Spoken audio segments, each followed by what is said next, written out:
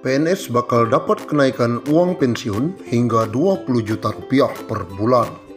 Berikut skemanya. Tak cuma mendapat gaji ke-13, PNS bakal semakin semeringah lantaran bakal dapat kenaikan uang pensiun. Bisa sampai 20 juta per bulan. Ini skemanya.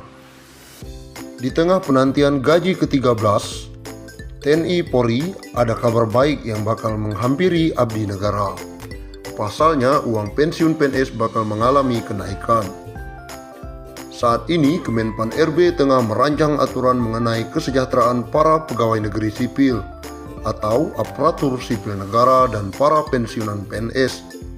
Nantinya ada penambahan uang yang diterima para pensiunan PNS.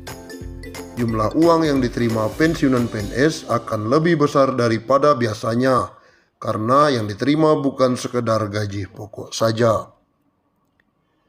Menteri Pendayagunaan Aparatur Negara dan Reformasi Birokrasi Cahyokumolo mengatakan reformasi birokrasi memang terkait kesejahteraan PNS termasuk pensiunan.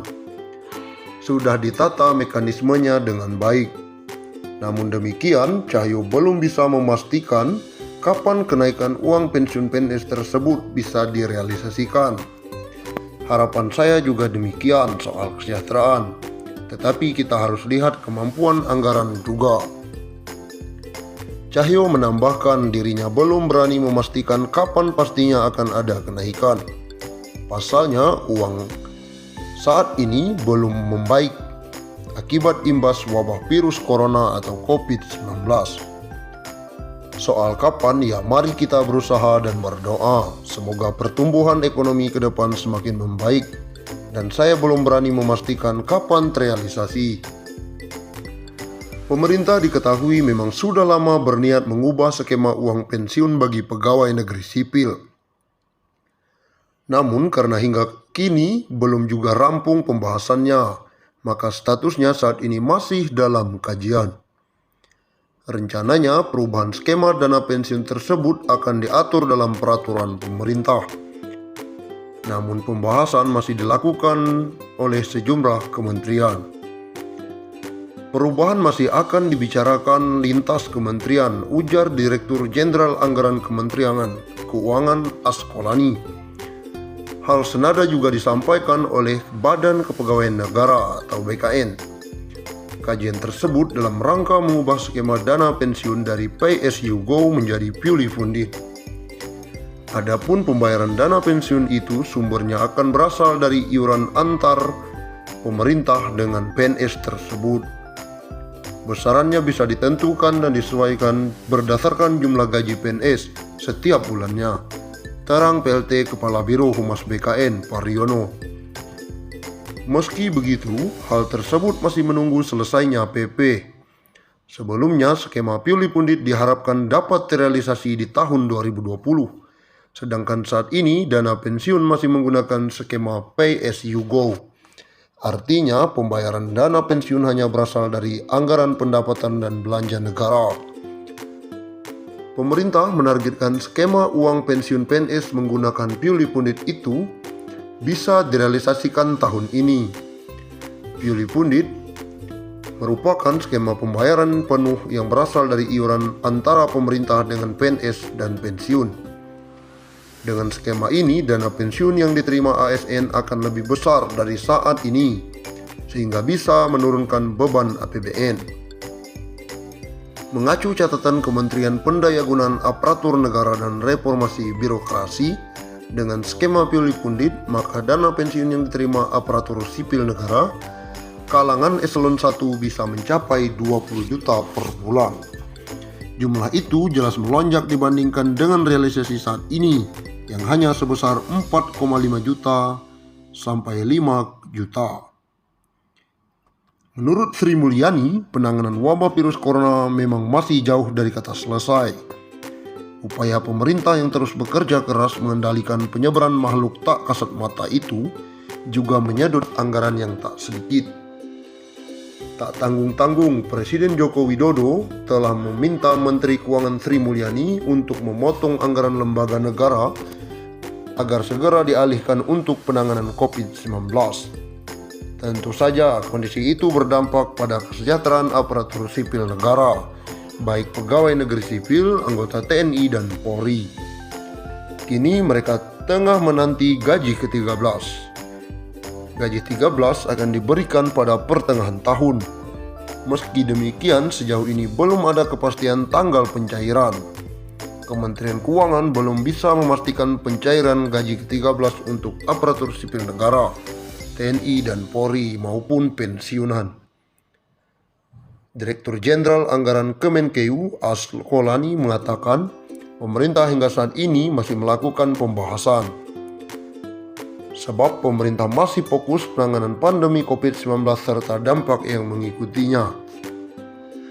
Hal serupa juga diungkapkan oleh staf ahli Menteri Keuangan bidang komunikasi strategis, Justinus Prastowo. Pihaknya mengaku belum bisa menjawab. Pasalnya pemerintah masih fokus dalam pemulihan ekonomi nasional. Adapun pada tahun lalu, pembayaran gaji ke-13 sesuai jadwal yang ada. Gaji ke-13 tahun ini menghabiskan anggaran 20 triliun. Besaran gaji 13 yakni dengan menjumlahkan beberapa komponen antara lain gaji pokok, tunjangan kinerja atau tukin, dan tunjangan melekat.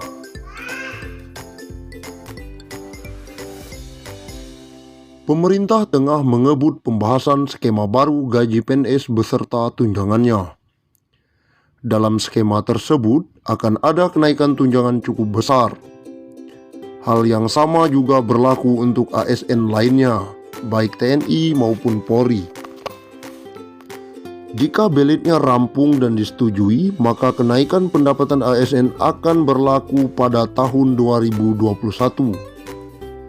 Selama ini, pendapatan bulanan take home pay PNS berasal dari komponen gaji pokok plus berbagai macam tunjangan, di mana tunjangan paling besar abdi negara berasal dari tunjangan kinerja atau tukin.